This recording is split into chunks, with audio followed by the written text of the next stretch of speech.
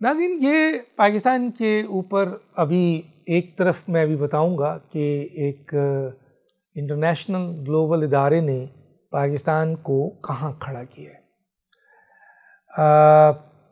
इस वक्त।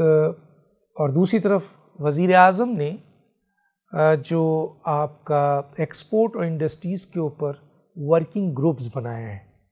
इससे पहले कि इन दोनों पे मैं बात करूं, मैं आपको थोड़ी सी आगाही जो मैं बार बार देता रहता हूं कि पाकिस्तान का इस वक्त जो कर्ज़ा है 100 कर्ज़ा जो है वो 95,000 अरब जो है रुपए हो गया है वाजिबात के साथ। पाकिस्तान में जो सरमायाकारी यानी FDI है वो 50 साल की ख़राब तरीन पोजीशन में, यानी 50 साल में ऐसा नहीं हुआ जो आज है। पाकिस्तान की इस वक्त जो गुर्बत है वो 45% से ज़्यादा हो चुकी है, बेरोज़गारी 24% से ज़्यादा और नौजवानों में 37% से ज़्यादा हो चुकी है, और 187 फैक्ट्रीज़ आपकी बंद हो चुके हैं। और इसके साथ साथ आपका जो इस वक्त टैक्स जो कलेक्शन है, जो एक साल में इतना शॉर्टफॉल होता है, अब सहमाही में हुआ है 198 अरब सहमाही में हुआ है। टमाटर 700 रुपये हो गया है, चीनी 200 से ज़्यादा हो गई है, और आटे की थैली 2,500 से ज़्यादा हो गई है।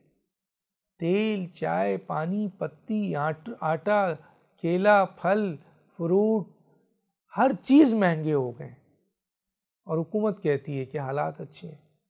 आइए ज़रा हुकूमत के इस हिस्से पे आते हैं। यही मैं पढ़ देता हूँ, आपको पढ़ के सुना देता हूँ कि हुकूमत के जो प्राइम मिनिस्टर साहब ने आखिर 3 साल की कंटिन्यूस हुकूमत है, एक केयर टेकर बीच में आई है, तो आपने अपनी टीम से जो 50-55 की टीम है, अभी तक पाकिस्तान की मईशत को बेहतर नहीं कर सके, एक्सपोर्ट्स को बेहतर नहीं कर सके, सरमायाकारी को बेहतर नहीं कर सके, इंडस्ट्रीज़ को बेहतर नहीं कर सके। आज आप क्या करने जा रहे हैं, जिसके ऊपर ये छोटा सा स्टेटमेंट है, मैं कोट कर देता हूँ। Prime minister Shahbaz Sharif has constituted 8 new working group to rescue exports and industries from a complete collapse after several of his mostly foreign funded economic plans have failed to revive investment and growth। ये आप देखें, मतलब आप ये working group बना रहे हैं, खुद माना जा रहा है कि आपकी ये तमाम चीज़ें फेल्ड। अब आइए आप कि एक बहुत ही अहम इदारा इंटरनेशनल, पाकिस्तान दुनिया के कमज़ोर तरीन और गैर मुस्तहकम ममालिक में शामिल हो गया है। ये मैं नहीं कह रहा, या आप नहीं कह रहे। हैनले एंड पार्टनर्स और अल्फा जियो की जानिब से ये जारी हुआ है, जो global investment risk and resilience index 2025 में 226 कंट्रीज़ में इस सिलसिले में पाकिस्तान का नंबर 222वां है, सोचिए। और एक और बात जो इसमें बताई गई है जो बहुत ही इम्पॉर्टेंट है, और इसमें यह भी बताया गया है कि स्विट्ज़रलैंड पहले नंबर पे है, ज़रा नाम सुने, डेनमार्क दूसरे नंबर पे है, नॉर्वे तीसरे नंबर पे है, सिंगापुर चौथे नंबर पे है, स्वीडन 5वें नंबर पे है, जब जनूबी सूडान, लबनान, हीटी, सूडान और पाकिस्तान की फहरिस्त इनके साथ आखिरी नंबरों में 222, टोटल ममालिक 226।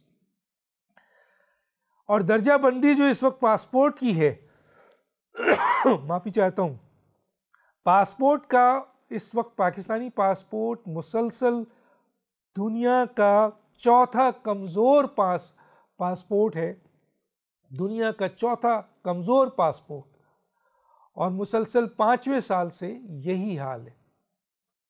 2022 के बाद से लेके अब तक ये हाल देखें। इसमें जो सबसे इंपॉर्टेंट बात की गई है कि क्या वजूहत है कि पाकिस्तान इस तरह गैर मुस्तहकम ममालिक में शामिल हुआ है और इतनी मईशत इसकी ख़राब है। उसकी वजह बता रहे हैं, वो बहुत ही इंपॉर्टेंट है। यही मैं बात रोकूंगा, मैं डिटेल में नहीं जाना चाहता। सियासी अदम इस्तेहकाम, इसकी वजह है कमजोर तर्ज हुक्मरानी, यानी बैड गवर्नेंस, नाअहलियत हुक्मरानों की।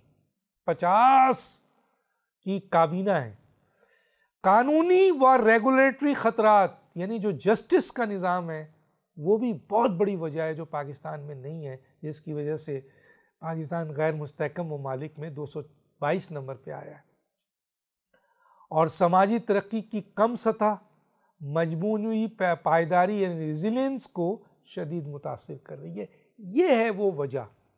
देखिए, जस्टिस होगा तो सियासी इस्तेहकाम होगा, सियासी इस्तेहकाम होगा तो मईशत होगी, मईशत अच्छी होगी तो तरक्की करेगा।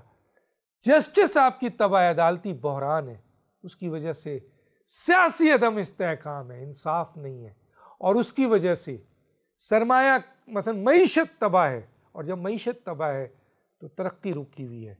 इसीलिए बार बार वज़ीर आज़म प्रैक्टिस कर रहे हैं, प्रैक्टिकल काम कर रहे हैं कि किसी तरह से ये 8 ग्रुप, इनका पूरा ग्रुप फेल कर गया है, अब ये 8 वर्किंग ग्रुप लाए हैं, देखिए क्या होता है। डॉक्टर दानिश को याद दीजिए।